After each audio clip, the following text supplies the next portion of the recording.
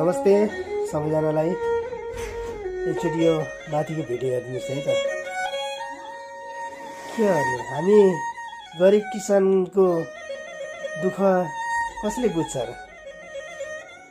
जब वर्ष दिनको लागि भनेर हामी यति दुःख गर्छौँ, यति खेती गर्छौँ, तैपनि सबैको खेत बाँझो भइसक्यो। बाँझो भएर पनि हामीले अब वर्ष दिनको लागि खानुपर्छ भनेर भ्याइ नभ्याइ गरेर दुःख गरेर खेती गर्यो। खेती गरेपछि अहिले भित्रान मेला यस्तो हालत हुन्छ।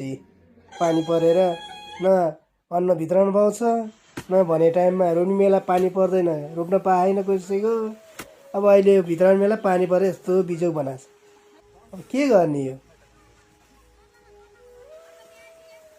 कागलाई बेल पाक्यो हर्छ न वर्ष भने जस्तो यस्तो गाह्रो हुन्छ, दुःख हुन्छ। दुःख गरी मेहनत गर्यो, आखिरमा यस्तो हुन्छ। कसको चित्त दुख्दैन, कसको मन दुख्दैन र? के गर्ने? वर्ष दिनको लागि भनेर खान पाइन्छ कि भनेर दुःख गऱ्यो, भित्रान मेला यस्तो भइदिन्छ।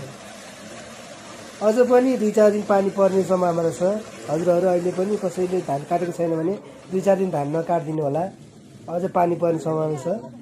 अब बरु पानी रोकेपछि काट्नु होला। अहिले बिजोग भइरहेछ नेपालमा है। अब के गर्ने? हामी दुखी किसान गरिबलाई कहाँ गए पनि केही हुँदैन, नहुने रहेछ। हुनलाई जे गरे हुने, नहुनलाई केही